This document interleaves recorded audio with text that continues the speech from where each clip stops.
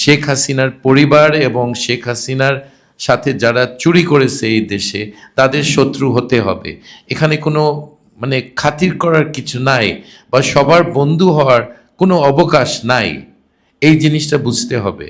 সবাইকে খুশি করা যাবে না।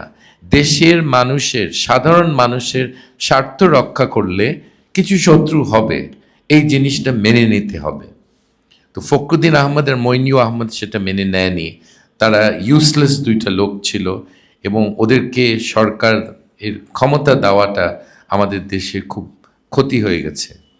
তো ওই সুযোগটা হারিয়েছি। এখন একটা সুযোগ আসছে, এই সুযোগটাও হারাবো? এই সুযোগটা এই দেশের রাজনৈতিক অবকাঠামো, দেশ পরিচালনার যে একটা গুণগত মানের একটা উন্নতি করার সুযোগ আল্লাহ তাআলা দিয়েছে এবং ছাত্রদের স্যাক্রিফাইসে আমরা পেয়েছি ৯০০ জন আহত না, ৯০০ জন নিহত, প্রায় ১৫,০০০ আহত হয়েছে, গুলিবদ্ধ হয়েছে। এটা একটা বিরাট স্যাক্রিফাইস আমার ছাত্র সমাজের এবং সাধারণত প্রাইভেট বিশ্ববিদ্যালয়ের ছাত্ররা মরেছে। আমাদের সরকারি বিশ্ববিদ্যালয়ের ছাত্ররা খুব কম সংখ্যায় আহত নিহত হয়েছে। তো কোথায়? ২,০০০? আচ্ছা, আমাকে কারেক্ট করলেন, ২,০০০। আমি খবরের কাগজে দেখেছি ২,০০০-এর উপরে। আচ্ছা, ২,০০০-ই ধরেন, কিন্তু এই যে বেশিরভাগই আমাদের প্রাইভেট বিশ্ববিদ্যালয়ের ছাত্রছাত্রী মারা গেছে, নট পাবলিক ইউনিভার্সিটিজ। কিন্তু এখন ক্ষমতায়, মানে ছাত্রদের আন্দোলনের ক্ষমতায় দেখা যাচ্ছে যে পাবলিক ইউনিভার্সিটিজের ছাত্ররাই নেতা, সমন্বয়ক, তারা বিভিন্ন জায়গায় তারা ক্ষমতা দেখাচ্ছে, কিন্তু আসলে প্রাইভেট ইউনিভার্সিটির ছাত্ররাই স্যাক্রিফাইস করেছে। এই জিনিসটাও লোকে খেয়াল করেছে, লোকে জানে। এখন ব্যাপারটা হলো যে এই সুযোগটা আমরা পেয়েছি এত বছর পর, একটা স্বৈরাচার, একটা জঘন্য ঘৃণিত একটা মানুষকে সরিয়ে আমরা এই সুযোগটা পেয়েছি, এটা হারাবার পথে।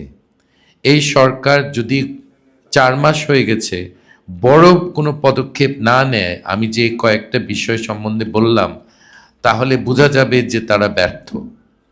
আমি আবার করি, ১ নম্বর হলো